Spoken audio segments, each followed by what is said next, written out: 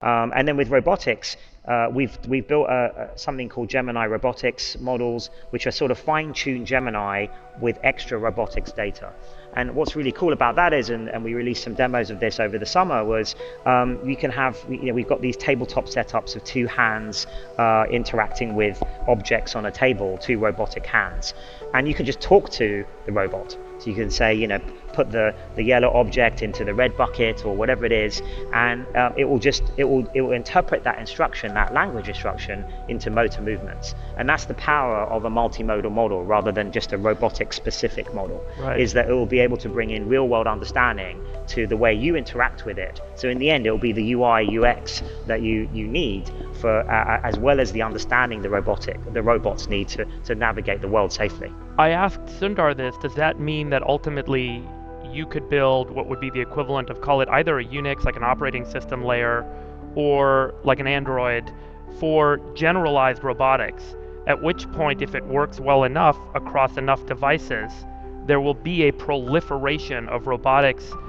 devices and companies and products that will suddenly take off in the world. Yep. Because this software exists to do this generally.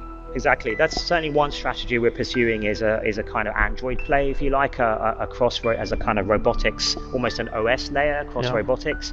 But there's also some quite interesting things about vertically integrating our latest models with specific robot types and robot designs, and some kind of end-to-end learning of that too. So both are actually pretty interesting, and we're pursuing both strategies. Do you think that there's humanoid robots as a good kind of form factor? Does that make sense in the world? Yeah. Because some folks have criticized it as being good for humans because we're meant to do lots of different things, but if we want to solve a problem, there may be a different form factor to fold laundry or do dishes or clean the house or whatever. Yeah, I think there's going to be a place for both. So actually, I used to be of the opinion maybe 10 years ago that we'll have form-specific robots for certain tasks, and I think in industrial robots will definitely be like that, where you can optimize the robot for the specific task, whether it's a laboratory or a production line. You'd want quite different types of robots.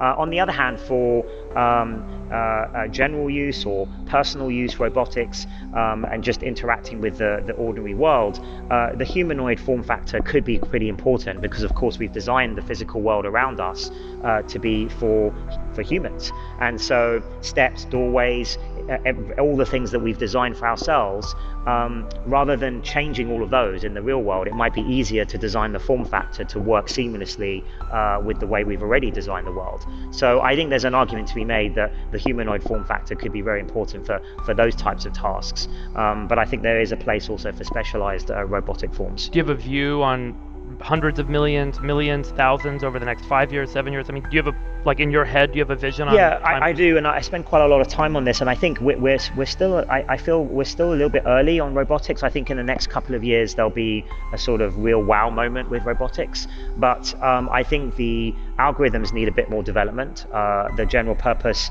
models that these robotics models are built on still need to be better and more reliable, and better understanding the world around it.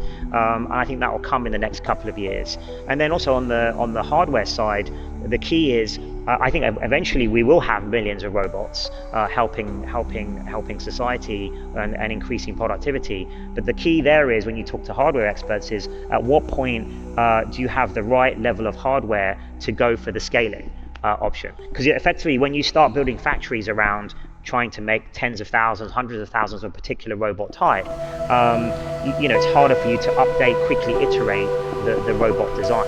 So it's one of those kind of questions where if you call it too early, then the next generation of robot might be invented in 6 months' time that's just more reliable and better and more dexterous. Sounds like, using a computing analogy, we're kind of in the 70s era PC DOS kind of.